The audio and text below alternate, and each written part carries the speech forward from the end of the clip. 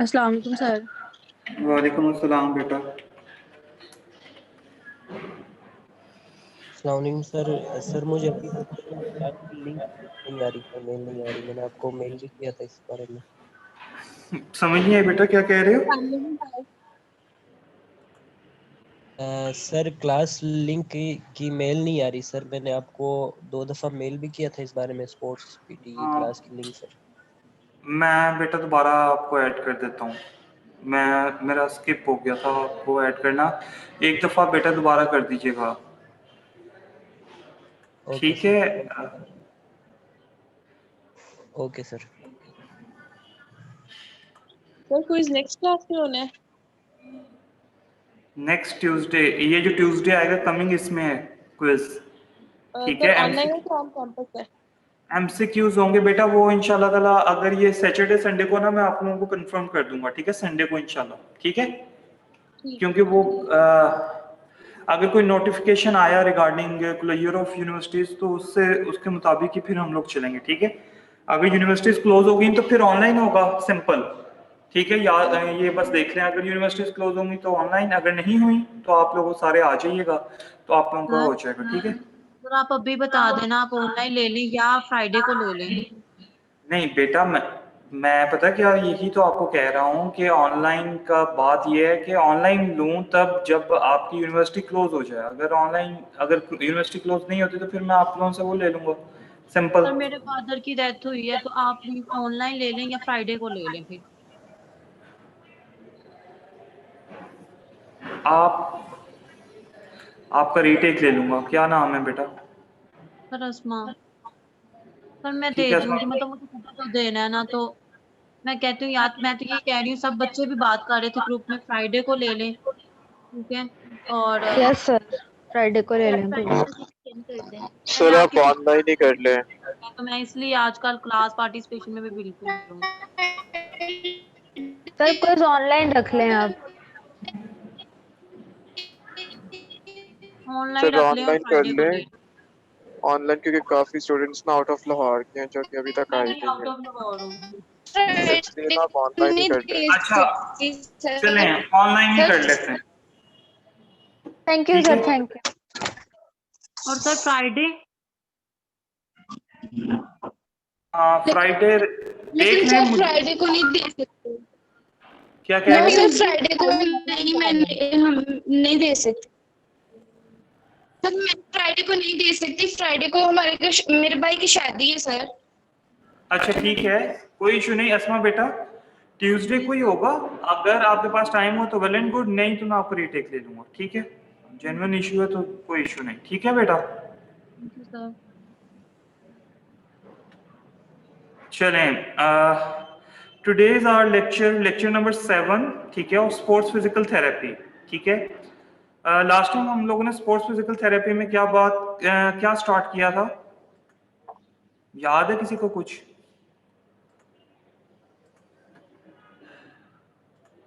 अब नहीं बोलते सारे। सर नर्व का हमने किया था क्लासिफिकेशन, और सर नर्व के बारे में पढ़ा था सर हमने। हाँ जी, पेरिफेरल नर्व के बारे में पढ़ा था।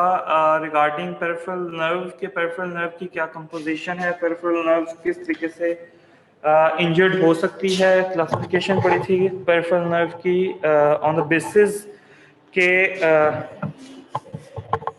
कितनी इंजरी कॉमन है, ठीक है? और रिगार्डिंग एक और चीज हम लोगों ने पढ़ी थी कि किस मैग्नीट्यूड का स्ट्रेस होगा तो आपकी पेरिफेरल नर्व इंजर्ड होगी, ठीक है? इसकी कोई सी भी ये वाली क्लासिफिकेशन बता दे कोई भी बच्चा कि मैग्नीट्यूड ऑफ स्ट्रेस के ऊपर कैसे हम लोगों ने पेरिफेरल नर्व को डिवाइड किया था, पेरिफेरल नर्व इंजरी को डिवाइड किया था on the magnitude of stress, on the basis of magnitude. Sir जो आपने 3 बताए थे ना कि high magnitude stress, shorter duration, तो उसकी थोड़ा सा एग्जांपल आप सर हाई मैग्नीट्यूड स्ट्रेस अगर फॉर शॉर्टर ड्यूरेशन के लिए होगा, फॉर एग्जांपल अगर उसमें स्पाइनल कॉर्ड इंजरी आ जाती है, ट्रॉमेटिक ब्रेन इंजरी आ जाती है। सेकंड हमने पढ़ा था मॉडरेट स्ट्रेस आती है जो कि सेवरल टाइम्स के लिए अप्लाई की जाती है। शाबाश, फॉर बिल्कुल ठीक एग्जांपल है। क्यूबिटल टनल सिंड्रोम, जिसके अंदर हमने जेवेलिन थ्रो के बारे में पढ़ा था कि एक्सट्रीम ठीक है, वेल्गस होता है एल्बो पोजीशन के ऊपर। दिस ठीक है, कॉम्प्राइजेस होता है क्यूबिटल टनल जो स्ट्रेस करता है अल्नर नर्व को। थर्ड हमने ठीक है, पढ़ा था लो स्ट्रेस हम अप्लाई करते हैं फॉर मेनी टाइम्स, फॉर ठीक लॉन्गर है। पीरियड ऑफ टाइम, जिसके अंदर एक कार्पल टनल सिंड्रोम आता है जिसमें कॉम्प्रोमाइज होती है आपकी मीडियन नर्व। चलें, आज का शाबाश अलीशा। आज का हम लोग का लेक्चर है लेक्चर नंबर 7। हम लोगों ने पेरिफेरल नर्व को ही आगे लेके चलना है। जितने भी पेरिफेरल नर्व हम लोगों ने पहले पढ़ी हैं, स्ट्रिंगर सिंड्रोम के बारे में पढ़ा था हम लोगों ने, ठीक है। और इसके अलावा हम लोगों ने लॉन्ग थ्रेसिक नर्व के बारे में पढ़ा था, that can lead to winging of the scapula, ठीक है। और इसके अलावा एक्सिलरी नर्व के बारे में पढ़ा था। So we are going to start with peripheral nerves of upper extremity, ठीक है। सबसे पहले आपके पास आ जाती है सुप्रास्कैपुलर नर्व, ठीक है। So the suprascapular nerve usually originates from C5 and C6, ठीक है। दो मसल्स को सप्लाई कर रही है, the one is supraspinatus and the other one is infraspinatus, ठीक है। बेटा सुप्रास्पाइनेटस एब्डक्शन में हेल्प करता है। जो इनिशियल एब्डक्शन है, जो स्टार्टिंग एब्डक्शन है शोल्डर की, उसमें सुप्रास्पाइनेटस हेल्प करता है। जबकि इंफ्रास्पाइनेटस जो है, इट इज अ लेटरल और external rotator of shoulder glenohumeral joint. अगर आपकी सुप्रास्कैपुलर नर्व इंजर्ड हो जाए तो there will be weakness of shoulder abduction initially, ठीक है। But the deltoid is there to carry out the abduction, ठीक है। When first 15 degree of abduction has been carried out, ठीक है। सिंपली क्या होता है कि ये जो पहले फर्स्ट 15 डिग्रीज है बेटा, ये जो फर्स्ट 15 डिग्रीज हैं, ये आपका सुप्रास्पाइनेटस का काम है। अगर सुप्रास्पाइनेटस वीक है या पैरालाइज्ड है तो ऑब्वियसली ये फर्स्ट 15 डिग्री अचीव नहीं हो सकते। तो पेशेंट क्या करता है, अपनी ट्रंक को बेंड करके ये फर्स्ट 15 डिग्री अचीव कर लेता है और उसके बाद आपका डेल्टॉइड मसल एक्टिवेट होके एब्डक्शन कंप्लीट कर देता है, ठीक है। सो इसी तरीके से आपका वीकनेस डेवलप होगी इन एक्सटर्नल रोटेशन, ठीक है। But there will not be a complete paralysis of external rotation. Only there will be weakness in external rotation of glenohumeral joint.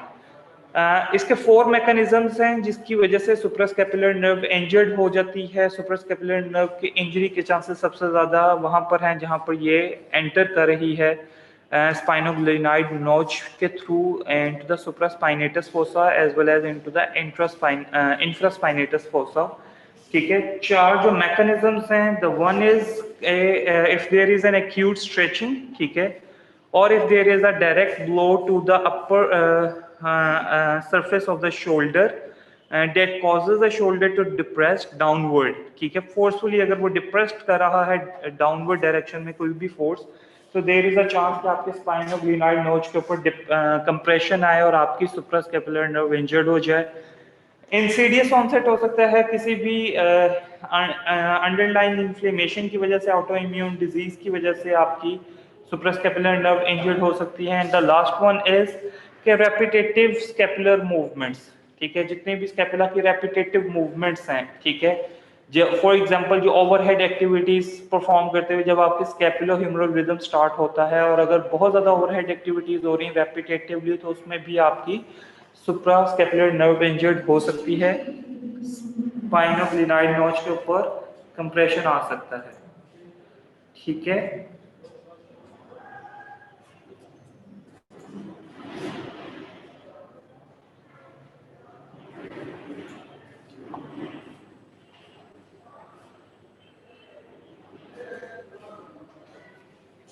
एक मिनट बेटा, मैं कैमरा ऑन कर रहा था।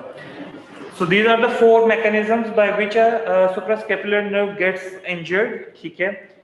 पेशेंट यूजुअली कंप्लेंट किस चीज़ की करता है? पेशेंट यूजुअली कंप्लेंट करता है कि the superior border pen at the superior border of the scapula, ठीक है। और यूजुअली आपको सेंसरी सिम्टम्स पेशेंट कंप्लेंट कर सकता है, या पैरालिसिस के मोटर वीकनेस के पेशेंट कंप्लेंट कर सकता है कि there is a motor weakness, मुझे मुश्किल होती है बाजू उठाने में, या मुझे सेंसरी सिम्टम्स हैं रिगार्डिंग पैरास्थीसिया और नमनेस, ठीक है। फिजिकल एग्जामिनेशन में जो इम्पोर्टेंट टेस्ट है that is horizontal adduction of the shoulder. अगर जब भी आप हॉरिजेंटल एडक्शन करवाओगे शोल्डर की तो स्पाइनोग्लिनॉइड नोच के ऊपर कंप्रेशन बढ़ सकती है और वही कंप्रेशन पेन की सेवेरिटी को इंक्रीज करेगी, ठीक है। तो एक प्रोवोकेटिव टेस्ट है कि शोल्डर एडक्शन करवाएंगे तो आपको पता चल जाएगा कि there is a suprascapular nerve that is involved और नॉट, ठीक है। बेटा आपस में बातें मत करें।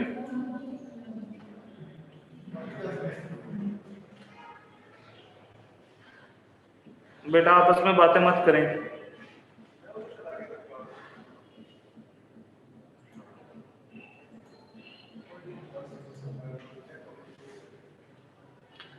मैनेजमेंट कैसे की जाती है सुप्रास्कैपुलर नर्व्स की, ठीक है। मैनेजमेंट करने के लिए जो सबसे इंपॉर्टेंट चीज है, जो भी एग्रोवेटिंग एक्टिविटी है, फॉर एग्जांपल जो रेपिटेटिव मूवमेंट परफॉर्म की जा रही है, उस रेपिटेटिव मूवमेंट को कुछ देर के लिए हम क्या कर देते हैं, स्टॉप कर देते हैं, बिल्कुल रेपिटेटिव मूवमेंट प्रिवेंट करते हैं, ठीक है।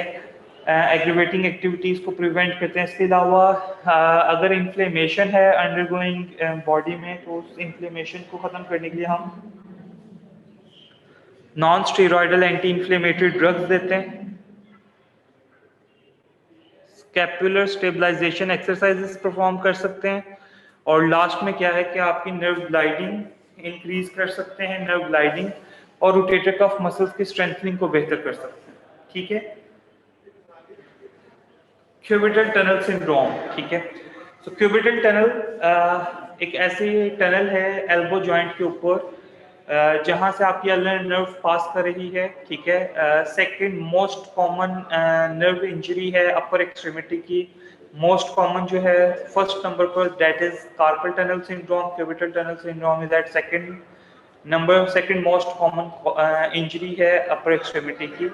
सो क्यूबिटल टनल एल्बो जॉइंट के ऊपर बन रहा है on the medial side of the elbow joint, ठीक है। सिंपली आपका जो आपके पास दो लिगामेंट्स हैं, ठीक है। अगर मैं एनाटॉमी की बात करूं, the one is arcuate ligament and the other one is medial collateral ligament, ठीक है। The arcuate ligament is forming the roof, ठीक है, and the medial collateral ligament is forming the floor, ठीक है, ऑफ दिस मीडियल टनल, ठीक है, medial of this cubital tunnel, ठीक है। जब भी आपका आर्कुएट और मीडियल कोलेटरल लिगामेंट, क्योंकि इन दोनों का एक रूफ बना रहा है, एक फ्लोर बना रहा है, ठीक है, तो जब भी आपकी एल्बो फ्लेक्स होती है तो आपका आर्कुएट लिगामेंट जो होता है, ठीक है, ये फर्दर टाइटेंड हो जाता है। बल्कि दोनों लिगामेंट्स टाइट होते हैं। जो मोस्ट कॉमन इम्पैक्ट आता है वो उसके आपके आर्कुएट लिगामेंट के ऊपर आता है, ठीक है, जिसकी वजह से जो आपका फ्लोर और रूफ है वो बहुत ज्यादा नैरो हो जाते हैं, और जिसकी वजह से आपकी क्यूबिटल टनल नैरो होने की वजह से अल्नर नर्व को इम्पिंज कर देती है, कंप्रोमाइज कर देती है, ठीक है। एक तो मोस्ट इम्पॉर्टेंट कॉज ये है कि एल्बो फ्लेक्शन होते हुए जब रूफ और फ्लोर टाइटेंड हो जाते हैं, ये लिगामेंट्स टाइट होते हैं, तो रूफ और फ्लोर को नैरो कर देते हैं, जिसकी वजह से आपकी जो अल्नर नर्व है वो कंप्रेस हो सकती है मीडियल क्यूबिटल टनल में, ठीक है। जो सेकंड इंपॉर्टेंट कॉज है that is forced elbow extension, ठीक है। जब भी एल्बो एक्सटेंशन फोर्स्ड होगी, ठीक है, तो उस वजह से भी आपकी क्या हो सकती है, क्यूबिटल टनल के ऊपर कंप्रेशन बढ़ सकता है, जिसकी वजह से अल्नर नर्व इम्पिंज हो सकती है, ठीक है। अगर आपकी अल्नर नर्व इम्पिंज होगी तो जो आपने अल्नर न्यूरोपैथी के साइन एंड सिम्टम्स पढ़े हैं, सेंसरी सिम्टम्स क्या हो सकते हैं कि जो आपकी फोर्थ फिंगर है वो हाफ सेंसरी लॉस होगा और फिफ्थ फिंगर का कंप्लीट लॉस हो जाएगा, ठीक है। वो नमनेस हो सकती है, वो पैरास्थीसिया हो सकता है, वो कंप्लीट एनेस्थीसिया हो सकता है, ठीक है। लेटरल मीडियल 1.5 फिंगर का सेंसरी लॉस हो सकता है। इसके अलावा मोटर वीकनेस क्या हो सकती है कि आपकी जो फिंगर के एबडक्टर्स हैं, ठीक है, ये इनका पैरालिसिस हो जाए, ठीक है, और जो आपकी मीडियल 2 फिंगर्स हैं, ठीक है, the one is ring finger and the little finger, ये आपकी क्या हो जाएंगी, क्लॉ हैंड डिफॉर्मिटी बनाएंगी, ठीक है, समझ आ गई यहाँ तक। सो क्यूबिटल टनल में जो एक और इम्पोर्टेंट चीज है that is joint line tenderness, ठीक है, कि जब भी आप एल्बो को मूव करवाओगे, अगर कोई पेशेंट आपके पास आता है तो सेंसरी सिम्टम्स के साथ और मोटर सिम्टम्स के साथ जो कि मिमिक कर रहे हैं किसको, अल्नर न्यूरोपैथी को, ठीक है, तो अगर उसमें क्यूबिटल टनल इन्वॉल्व है, क्यूबिटल टनल सिंड्रोम इन्वॉल्व है, तो क्या होता है कि हम जब भी एल्बो की फ्लेक्शन या एक्सटेंशन करवाते हैं तो पेशेंट को जॉइंट लाइन टेंडरनेस महसूस होती है मीडियल साइड के ऊपर, जिससे हमें पता चल सकता है कि that is a cubital tunnel syndrome और अल्नर नर्व कहीं रिस्ट के ऊपर इन्वॉल्व नहीं हो रही, ठीक है।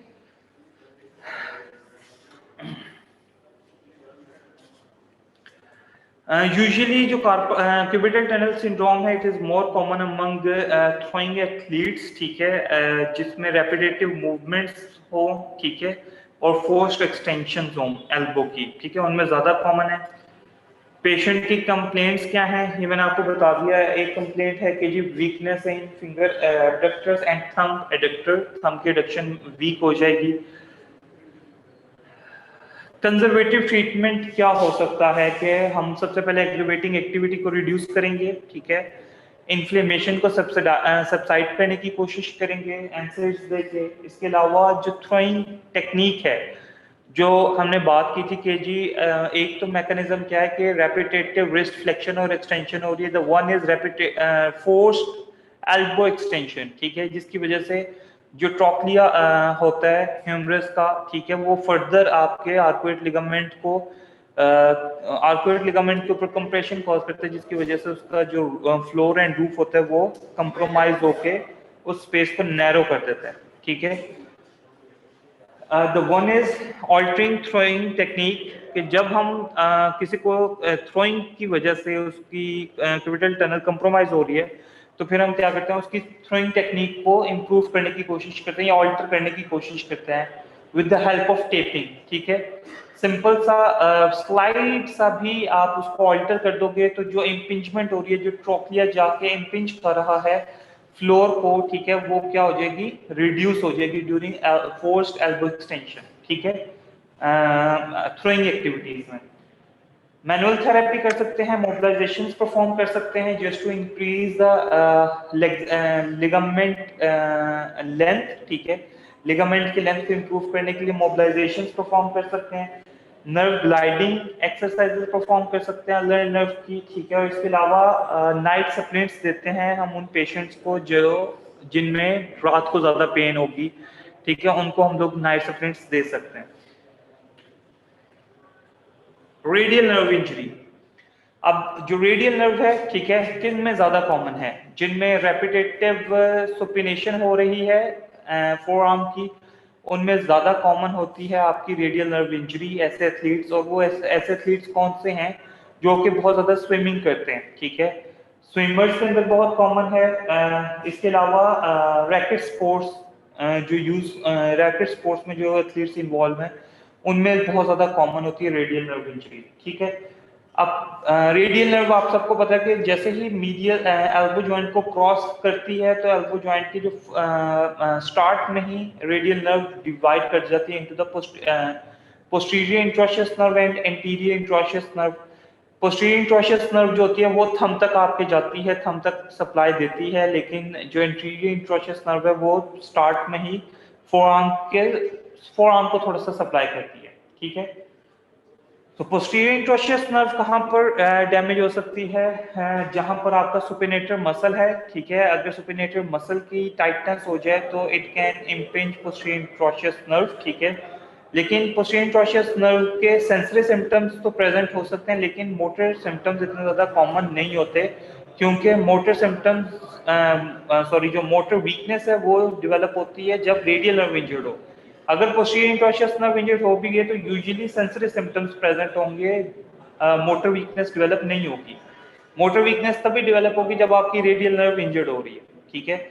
और रेडियल नर्व तब इंजर्ड होगी जब आपकी ह्यूमरस के ऊपर कोई फ्रैक्चर हुआ है, ठीक है, सही है। आपकी अबव द एल्बो जॉइंट अगर कहीं पर भी रेडियल नर्व इंपिंज कर रही है तो वहां पर आपकी मोटर वीकनेस डेवलप हो सकती है रेडियल नर्व इंजरी की वजह से। पोस्टीरियर इंट्रोशियस नर्व के बाद आपके सेंसरी सिम्टम्स कॉमन होंगे, मोटर वीकनेस कॉमन नहीं होगी।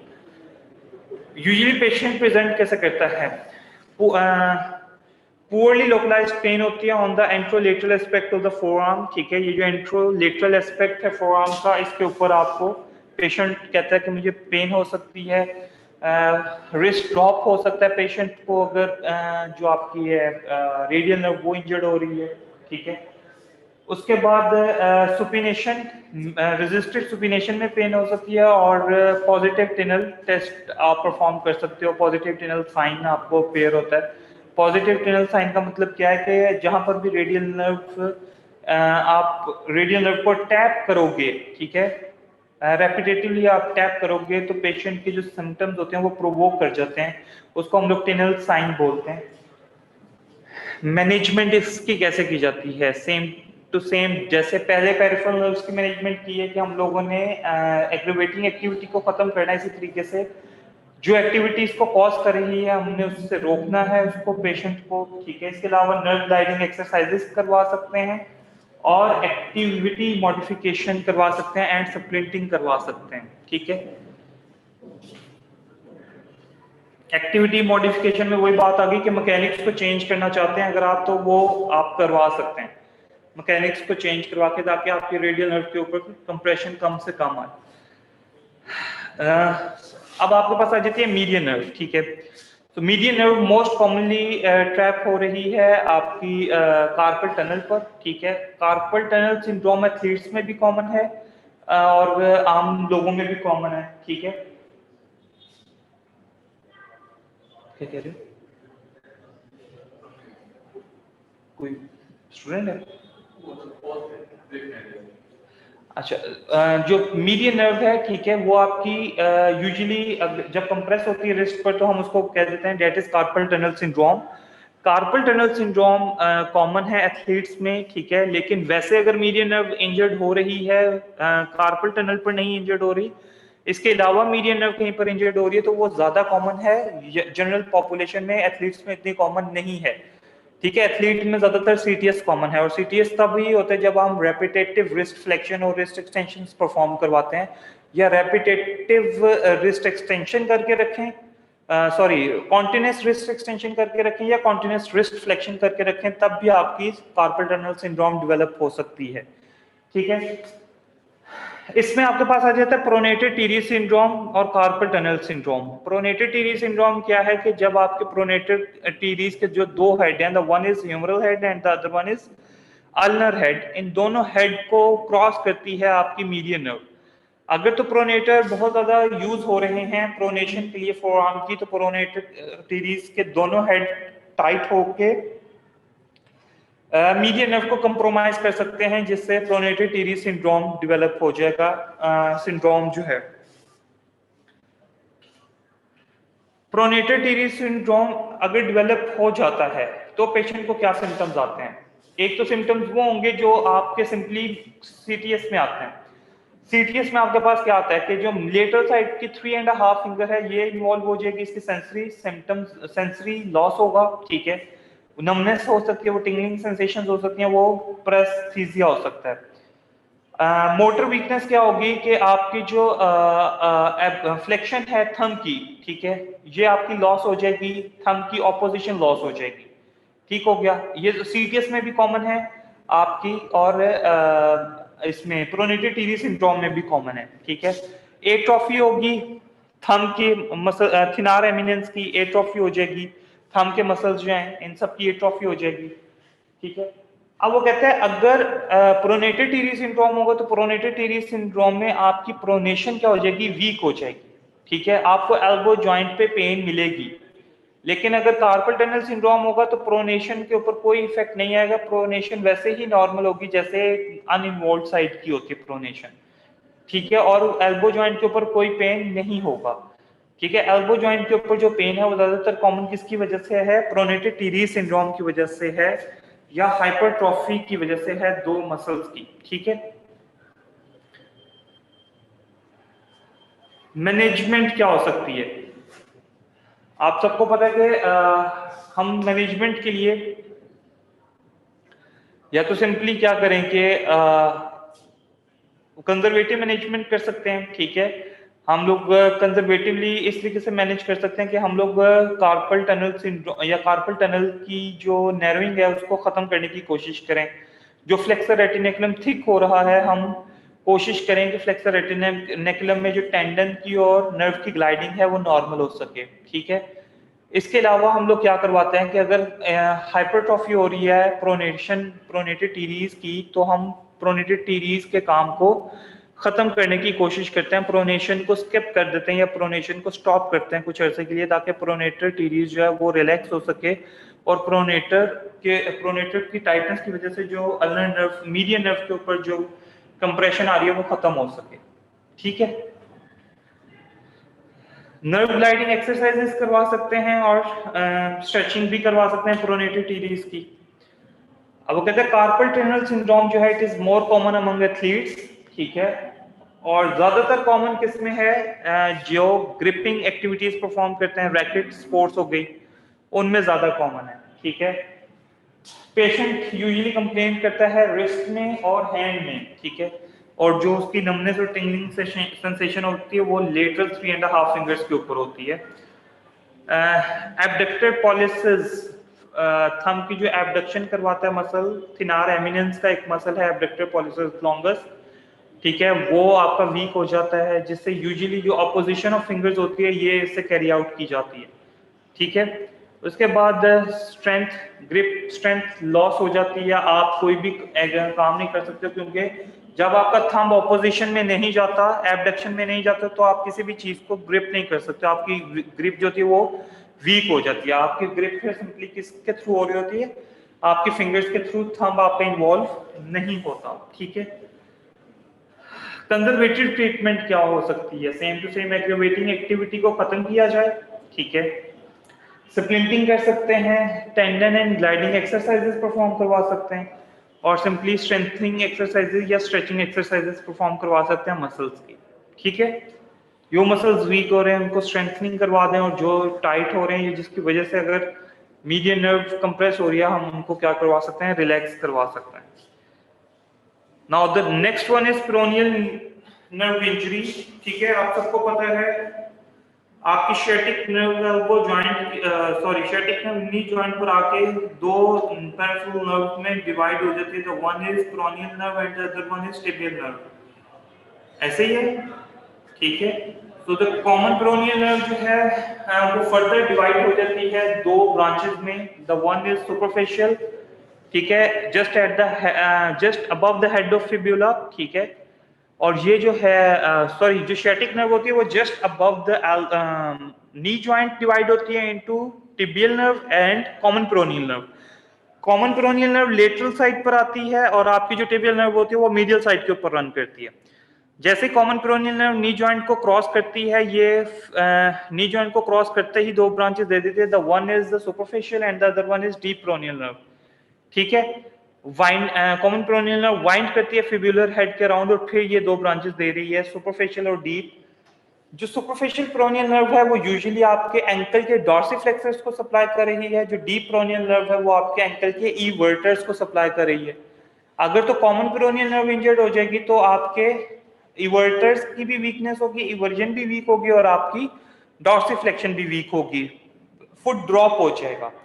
फुट ड्रॉप होगा और कॉमन पेरोनियल नर्व में सबसे ज्यादा चांसेस होंगे कि एंकल स्ट्रेन हो जाए। ठीक है। एंकल इंजरी हो जाए ड्यूरिंग गेट। ठीक है। क्योंकि इसमें ई वर्जन भी लॉस हो गई है, इसमें फुट ड्रॉप भी हो गया। सो देयर आर चांसेस कि आपकी क्या हो जाए? एंकल इन्वर्जन इंजरी हो जाए कॉमन पेरोनियल नर्व में। लेकिन जब सुपरफिशियल पेरोनियल नर्व आपकी इंजर्ड होती है तो उसमें क्या होता है कि आपके डॉर्सिफ्लेक्सर्स वीक होते हैं, फुट ड्रॉप होगा, लेकिन इन्वर्जन इंजरी के चांसेस कम हो जाएंगे। क्यों? क्योंकि इसमें इवर्टर्स वीक नहीं होते। इवर्टर्स तभी वीक होते हैं जब आपकी डीप पेरोनियल नर्व इंजर्ड हो रही है। ठीक हो गया।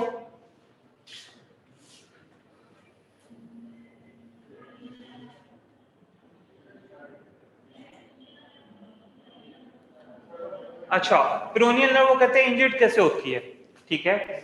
ऐसे इंडिविजुअल जिनमें बॉडी फैट बहुत मिनिमम होता है उनमें बहुत कॉमन होती है, ठीक है, क्योंकि फिब्यूलर हेड, फिब्यूला का जो हेड होता है इट इज मोस्ट सुपरफिशियल, ठीक है। आप इजीली पैल्पेट कर सकते हो on the lateral aspect fibular head को, और ये सुपरफिशियल है। अगर फिब्यूलर हेड का फ्रैक्चर हो जाए तो कॉमन पेरोनियल नर्व आपकी इंजर्ड हो जाती है। स्वेयर किस्म की इन्वर्जन एंकल इंजरी हो, ठीक है, लेटरल लिगामेंट आपका जैसे इन्वर्जन इंजरी जो होती है एंकल स्प्रेन जिसको हम कहते हैं, अगर वो स्वेयर किस्म का है तो उसमें भी आपके फिब्यूला के हेड के ऊपर कंप्रेशन आ सकती है, और आपकी जो कॉमन पेरोनियल नर्व है वो एज अ होल स्ट्रेच में जाएगी, टेंशन में जाएगी, और अक्सर ये एंकल स्प्रेन की वजह से इतनी टेंशन डेवलप होती है इस नर्व के अंदर, कॉमन पेरोनियल नर्व के अंदर, कि वो बेयर नहीं कर पाती और उसकी टीयरिंग हो जाती है, ठीक है।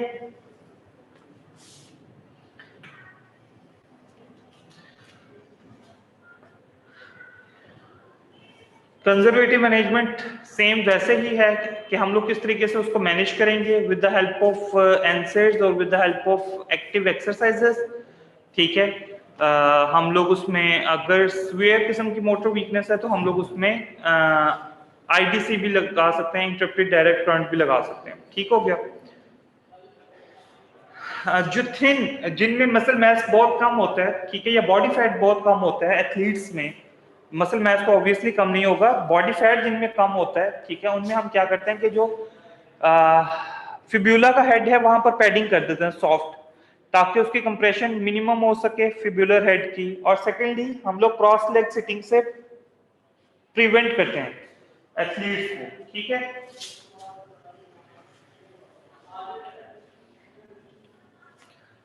The last peripheral nerve is tarsal, and the last peripheral nerve injury is tibial nerve injury.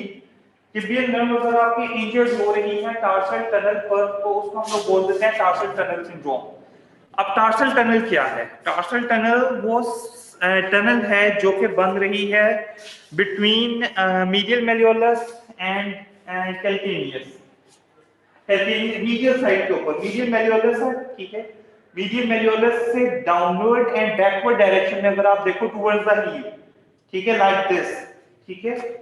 ये अगर मीडियल मेलियोलस है और ये आपकी हील है तो इस डायरेक्शन में अगर आप देखो तो अल्लाह ताला ने फ्लेक्सर रेटिकुलम रखा होता है और इसके अंदर से न्यूरोमस्कुलर स्ट्रक्चर्स पास कर होते हैं इसके नीचे से। तो वो जो फ्लेक्सर रेटिकुलम है जब वो टाइट हो जाए किसी भी वजह से, ठीक है, प्रोलॉन्ग स्टैंडिंग की वजह से भी फ्लेक्सर रेटिकुलम टाइट हो सकता है, रनिंग की वजह से भी हो सकता है, तो अगर वो टाइट हो जाए तो वो क्या कर देता है आपकी इस स्पेस को नैरो डाउन करना शुरू कर देता है, इस टनल को नैरो डाउन करना शुरू कर देता है which is present between medial malleolus and tubercle of the calcaneus, ठीक है, जिसकी वजह से टार्सल टनल सिंड्रोम डेवलप हो सकता है। और टार्सल टनल सिंड्रोम ज्यादातर कॉमन है हाइकर्स में और रनर्स के अंदर, ठीक है। पेशेंट कंप्लेंट करता है टिंगलिंग सेंसेशन की, नमनेस की, सेंसरी लॉस की कर सकता है, और पेन की। पेन यूजुअली वो कहता है टोज में हो सकती है या हील में पेन हो सकती है, ठीक हो गया। प्रोलॉन्ग स्टैंडिंग और वॉकिंग से पेशेंट के सिम्टम्स क्या होना शुरू हो जाएंगे, एग्जैजरेट होना शुरू हो जाएंगे। यही जो टिबियल नर्व है यही बाद में एंकल के ऊपर दो डिवीजन देती है, that is medial planter nerve and lateral planter nerves, ठीक है। मतलब जो प्लांटर सरफेस है उसके ऊपर जो सप्लाई दे रही है वो मीडियल प्लांटर नर्व दे रही है which is the branch of tibial nerve, और lateral plantar nerve which is also branch of tibial nerve, ठीक है। अच्छा, जो मोस्ट कॉमन साइन है टार्सल टनल सिंड्रोम के, एक तो है कि टनल साइन, टैपिंग अगर हम करें just below the medial malleolus, medially and just below the medial malleolus, ठीक है, तो हमें आप सबको फील होगा कि पेशेंट के जो सिम्टम्स हैं वो प्रोवोक होना शुरू हो गए, that is a positive tunnel sign. And the next one is के इम्पेयरमेंट ऑफ टर्मिनल ब्रांचेस, ठीक है, मतलब जो मीडियल और लेटरल प्लांटर नर्व्स आ रही हैं उनकी इम्पेयरमेंट स्टार्ट हो जाएगी, ठीक है।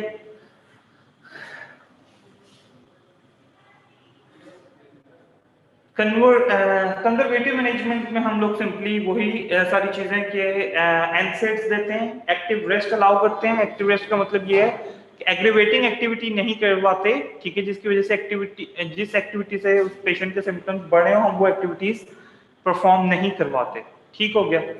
And the last one is manual therapy करवा सकते हैं, मोबिलाइजेशन करवा सकते हैं, जॉइंट मोबिलाइजेशन, और आप नर्व को ग्लाइड कर सकते हो, किसको, टिबियल नर्व को एज अ होल, ठीक है। इसके अलावा वो कहता है कि यूजुअली हम फुटवेयर को मॉडिफाई करने की कोशिश करते हैं, ठीक है, और फुटवेयर जो होते हैं वो एक्सेसिव प्रोनेशन से को करेक्ट करता है, या फिर टिबियल नर्व के ऊपर जो स्ट्रेस आ रही है उसको करेक्ट करता है।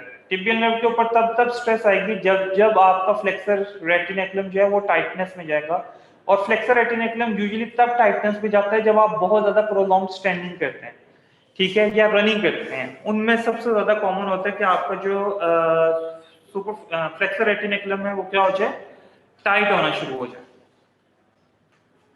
So this is all about today's lecture. अगर किसी बच्चे को कोई क्वेश्चन है तो बताएं, किसी बच्चे को कोई चीज नहीं समझ आई तो बताओ।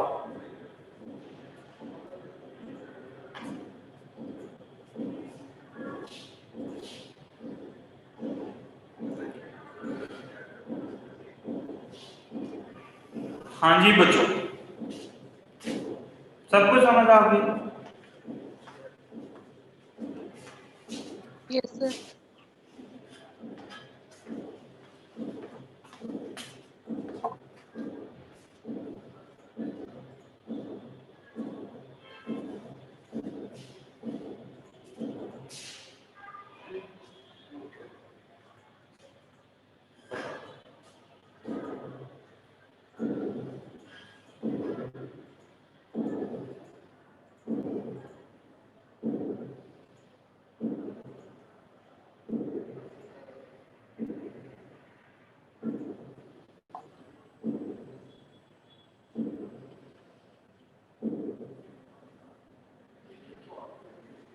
ठीक है बच्चों, नेक्स्ट ट्यूसडे को आप लोगों का क्विज होगा, ऑनलाइन होगा, ठीक है, नेक्स्ट ट्यूसडे। सर इसकी वेटेज क्या है? क्या कह रहे हो? इसकी वेटेज कितनी है क्विज की? 10%। अच्छा सही। ये क्विज में आप लोगों के पास टाइम बहुत कम होगा, ठीक है, इसलिए आप लोगों ने खुद ये कोशिश करनी है कि आप लोग उस टाइम पर अपने पावर बैकअप का भी ख्याल रखो और अपने इंटरनेट का भी ख्याल रखो। सर लेक्चर्स कितने हैं? जी सर सिलेबस क्या है? 6 लेक्चर्स, पहले 6 लेक्चर्स हैं, या पहले 5 कर लें? सर सर पहले 5 से पहले 5, ओके सर। ठीक है, फर्स्ट 5 लेक्चर्स होंगे, ठीक है। Okay sir. 10 भी हो सकता है, 15 भी हो सकते हैं, डिपेंड करेगा, ठीक है। सो आप लोगों की तैयारी कीजिएगा, क्योंकि आप लोगों के कुछ बच्चों से कुछ एमसीक्यूज होंगे और कुछ बच्चों से सर कुछ एमसीक्यूज। एलएमएस पर होगा क्विज? सर क्विज का टाइम कितना मिलेगा? बेटा एलएमएस के ऊपर ही होगा क्विज, और ना अगर 10 एमसीक्यूज होंगे तो 10 मिनट्स के मिलेंगे, ठीक है, बल्कि 12 एमसीक्यूज होंगे तो 10 मिनट्स, ठीक है, और अगर 15 एमसीक्यूज होंगे तो फिर आप लोगों को 12 मिनट्स मिल जाएंगे, ठीक है। मोर देन इनफ टाइम है आप लोगों को एमसीक्यूज करने के लिए, सिर्फ आप लोगों ने क्लिक कर देना, ठीक है, कोई नाम नहीं लिखना, कुछ नहीं लिखना, ठीक है। कल या परसों तक आप लोगों की हो जाएगी एलएमएस के ऊपर एनरोलमेंट, ठीक है, वो मैंने खुद करनी है, ठीक है। अगर किसी बच्चे की ना हो तो मुझे मेल कर दे, ठीक है, संडे तक उसका फिर इशू रिजॉल्व हो जाएगा, ठीक है बच्चों। जी सर।